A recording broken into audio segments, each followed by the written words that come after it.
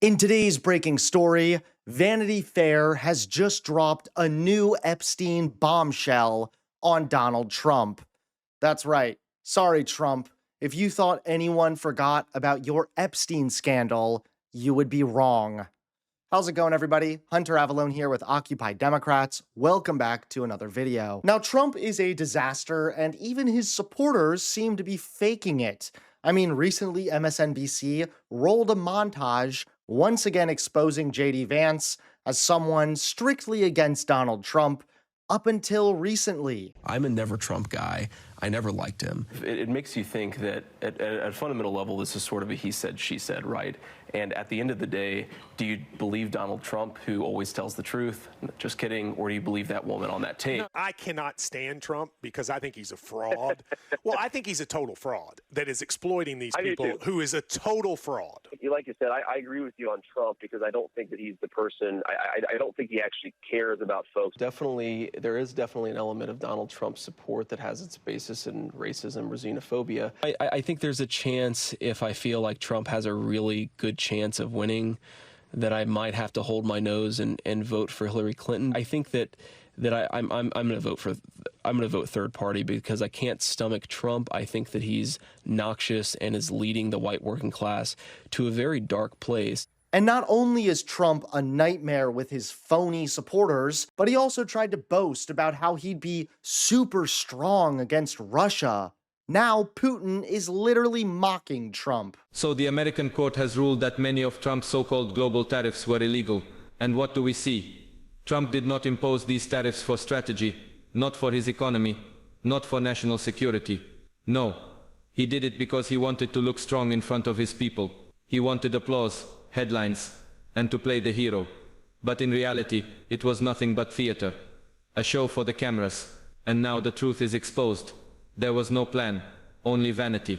I will tell you this, true leadership is not about staging dramas for public approval. It is about building stability, about making decisions that last. Trump needs no real achievement. He only needs the illusion of one. And that is the tragedy of American politics today. Power used not for the people, but for personal image. History will not remember fake victories. It will remember the chaos they created. Tariffs, sanctions, trade wars, all of it collapsed like a house built on sand. The American people are left with the bill, while their so-called leaders chase applause. And once again, the mask has fallen, and the world sees the truth. And now the Epstein scandal has reared its ugly head once again. That's right, Vanity Fair just dropped a new Epstein bombshell on Donald Trump. Take a look at today's top story. He did not die by suicide, given all the things we just talked about. I do not believe he died by suicide, no. So even their sex trafficking helping interview witness says that. We, the news press, have not been able to report out or confirm the alternate, but we have reported out there were breaches of protocol. Then the key video of the door went missing. And I've covered a lot of legal and prison issues for a long time. Crime within prison is a thing. So you can't rule out that theory of the case, even though we haven't confirmed it. Your thoughts on that piece of this, because it goes to whether Bill Barr, selected by Donald Trump, at a minimum blew it, and at a maximum looked the other way when there may have been evidence of something that they should have investigated.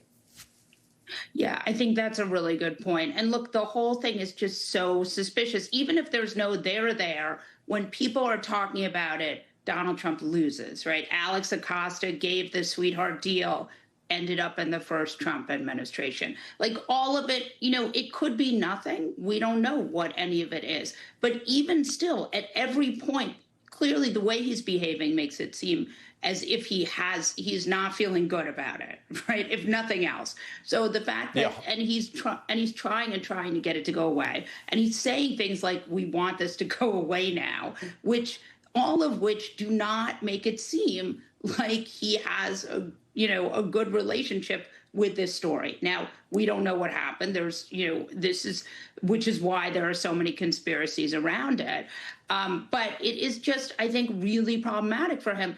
And the other thing is, I was interviewing this Maine Senate candidate, Graham Plattner, for talking to him, and he was talking about all these MAGA voters. And I was saying, well, are you seeing any kind of remorse or any kind of, and he said, well, they don't like the tariffs.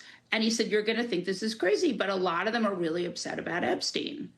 And I think that having an administration that was saying, we're going to reveal, we're going to reveal, we're going to reveal. I mean, Pam Bondi saying it's on my desk. And then 2 weeks later being like, no, we're not talking about this. That's a lot for people to stomach. And I do think that this is a real thing for the base. Thanks so much for watching. Please click that like button and subscribe to Occupy Democrats so that you can stay informed and help us stop Donald Trump.